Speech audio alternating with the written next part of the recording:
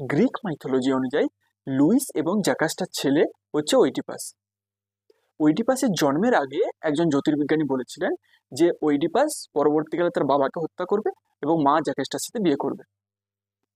এটা শোনার পরে যখন ওইডিপাস জন্ম হয়, তারপরে তার বাবা লুইস তাকে পাশের একটা পাহাড়ে রেখে আসে। একজন মেষ পালক ওইডিপাসকে দেখতে পেয়ে তাকে তুলে নিয়ে যায় এবং পাশের একটা রাজ্য, যেখানকার রাজা পলিবাস এবং মেরো রানী, সেখানে গিয়ে দিয়ে আসে।